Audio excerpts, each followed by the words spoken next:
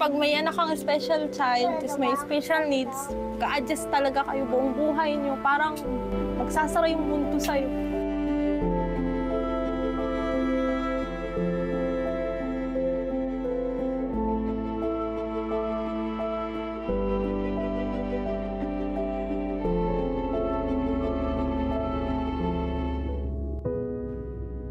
Sa bawat pamilya, may magulang na handang magsakripisyo at ibigay ang lahat ng kanilang mahakaya para sa kanilang anak. Tinatayang may 26 na milyon ang bilang ng mga pamilya sa Pilipinas at nasa humigit kumulang na 1,600,000 ang mga bata na may kapansanan sa buong bansa. Ayon sa datos ng United Nations Children's Fund o UNICEF noong 2022, mas mataas ng 50% ang antas ng kahirapan sa mga pamilyang may mga anak na may espesyal na pangangailangan. Gaano nga ba katotoo ang linyang mahirap maging mahirap sa mga taong nasa ganitong kalagayan?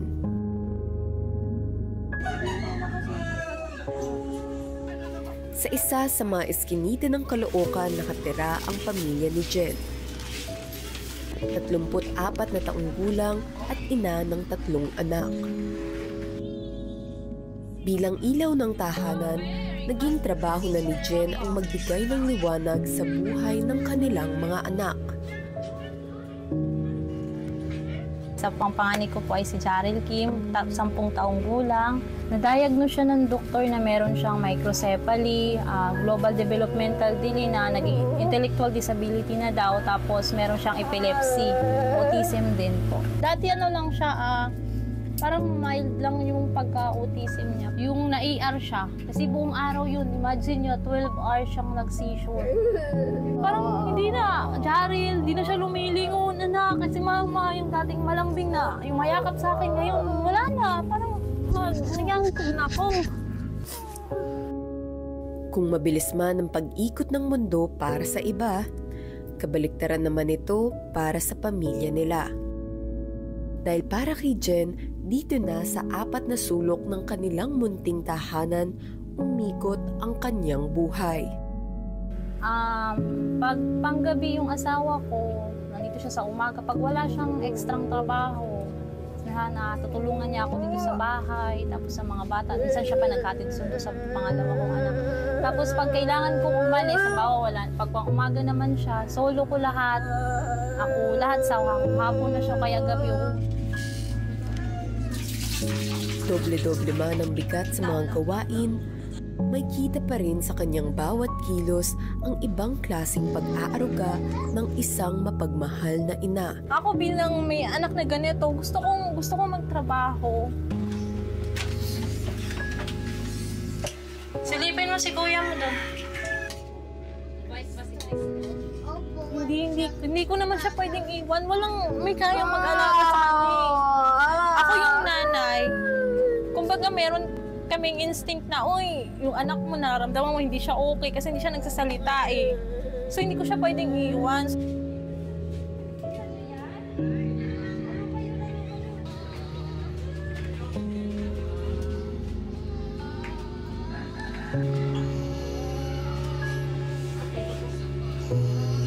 Nandun ako sa point na, iiwan ko ba yung anak ko para mabigay ko yung kailangan niya o mag-i-stay ako, ganito yung sitwasyon namin para lang maalagaan ko siya. Hindi man normal ang kanilang pang-araw-araw na pamumuhay kumpara sa iba. Nairaraos naman nila ito dahil na rin sa pagtutulungan nilang mag-asawa. Asawa ko wala nang tigil sa trabaho eh. Kahit minsan, awang-awa na nga ako, wala akong magawa eh. Kailangan din ng ako. Hindi ko alam kung ilang trabaho na pinasa ko. Talagang triple trabaho na yung ginagawa ko dahil kulang nga siyempre sa panahon natin napakamahal ng bilihin. Ngunit sa isang iglap, mistulang gumuho ang pag-asang pinanghahawakan ni Jen bilang ina. Yung na-ER siya, kasi buong araw yun, imagine nyo, 12 hours siyang nag-seizure. Nung time na yun, may newborn baby ako. itong babae ko. Hindi ako makapunta ng ospital kasi breastfeed ako. So para akong parang sa bahay nag-aantay. Hindi ko siya pwedeng dalhin sa ospital kasi may baby ako, nagpapadede ako. Yung asawa ko yung pumunta sa kayong kapatid ko. Nung time na yon, sabi ng doktor, pag hindi daw tumigil yung seizure niya, makukumatos na daw siya at yun na daw, mabibrain dead na daw siya. Kunti na lang talaga eh. Ilang gamot na nang nakailera, 2 yata, 3. Kasi halos naubos na niya lahat, hindi tumitigil yung seizure niya eh. Yun yung pinakamahirap talaga kung uuwi pa yung anak ko, hindi. Nakaabang lang ako sa cellphone na nanginginig. Naantay ko yung tawag ng asawa ko. Kung okay, kumusta yung anak ko, kung okay na. Kasi 12 hours na 12 hours na siya yung naatake, di pa rin daw tumitigil. Pagbalik niya sa akin, ibang bata na siya. Parang grabe, parang gumuho yung mundo ko eh. Yung pag-asa ko talaga na napakalaki. Parang gumuho siya sa harapan ko, parang unti-unti. Grabe yung iyak ko. Umiikot lang yung buhay namin sa utang hanggang pero sa awa ng Diyos, siguro ang tagal nun eh, nagbaon kami sa utang hanggang ngayon, di pa rin kami nakakabangon. Hindi rito natapos ang hirap na nararanasan ng kanilang pamilya. Dahil ultimo ang pagpila sa mga ospital o ahensya ng gobyerno para makakuha ng tulong at benepisyo ay pahirapan din. Dati, wala talaga. Sa PGH, naranasan ko yung wala na siyang gamot, tapos yung asawa ko galing trabaho. Kailangan pa ng asawa kong bumiyahe. Babe, yung gamot ng anak mo, isa na lang. Ilang oras na lang, iinom na siya. Yung asawa ko pagod na pagod. Kailangan pa magtrabaho para makabili ng gamot. Sorry. Basta ang hirap. Sa mga panahong bigo silang makahingi ng tulong mula sa mga ahensya ng gobyerno. Mayroon kayang programa ang kanilang barangay para matugunan ng mga ito? Yung mga dati pong ugnayan ng mga PWD before naging kagawad ako, PWD, Children, Person with Disability. Sa ngayon po kasi, ang ating pong binababang programa sa kanila at meron din silang sa mga pangangailangan nila gaya ng medical assistance, yung tinatawag na minsan kahit diapers hinihingi sa amin yan na pagbibigay kami ng gatas. Kung talagang kailangan naman, sinasanggunin nila yan dito sa amin. Nakararanas man ng pagod at hirap sa buhay, nananatili naman ang pag-asa sa puso ng mga magulang ni Jarel na balang araw ay matutupad ang kanilang pangarap na gumaling at bumalik ang dating sigla ng kanilang anak. Okay, unfortunately, hindi kasi na-develop yung brain. No? So, hindi lumaki yung brain. And wala kasing way para palakihin yun.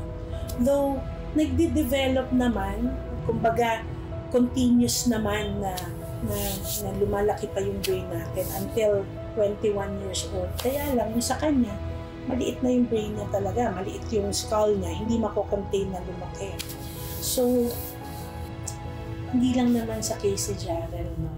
Problem talaga natin yan dito sa Pilipinas, no? Yung kulang na support. Merong allotted budget, pero hindi na ibibigay. And hindi kasi kayang baguhin overnight, no, ang buhay. Malaking factor yung walang support. It's good right now na marami ng support group when it comes to autism. Meron ng mga centers for autism. Ang problem lang, ang drawback lang, especially in our country, hindi naman kasi supported by the government ang papatingin sa atin. So, private pa rin. Private out, sinishell out nila. Walang masyadong malalaking centers, especially sa government, na pwedeng dalhin yung mga pasyente. So, though yun nga, meron namang mga centers na tumitingin, yung mga developmental pediatricians, tinitingnan yung mga autism. Pagdating naman sa mga bata na may epilepsy, pediatric neurologist, na titingin din sila. So, nako-control yung condition, yung seizures, nako-control, yung mga tantrums sa autism na nako-control, pero nandun na siya. Hindi siya talaga gumagaling. Gayunpaman, sa kabila ng mahirap na realidad ng buhay para sa pamilyang tulad nila, ang kanilang pananaw ay nananatiling matatag at positibo. Sa totoo lang, sinasabi ng iba na blessing daw yung mga parent na may special child. Totoo yun.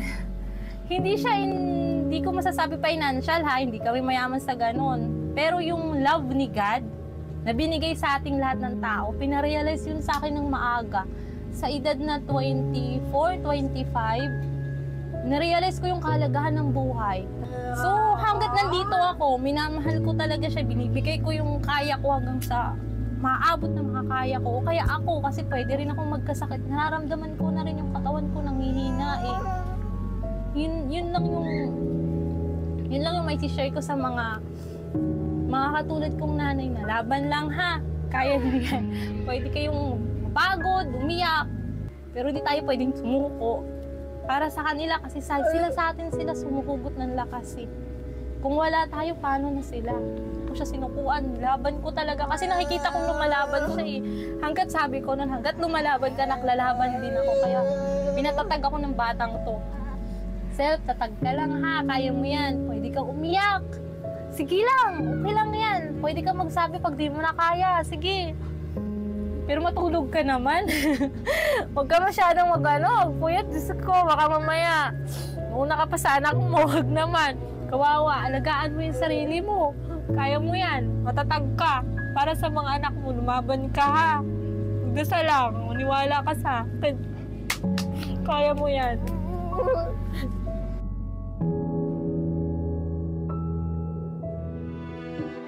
Ang kwento ng kanilang pamilya ay isang patunay na mahirap maging mahirap sa bansang tila hindi nabibigyang halaga at pansin ang espesyal na pangangailangan ng mga katulad ni Jarrell. Mapapaisip ka tuloy, kung ilang bata at pamilya pa kaya ang nasa ganitong sitwasyon at kailan kaya magkakaroon ng tunay na pagbabago para sa kanila.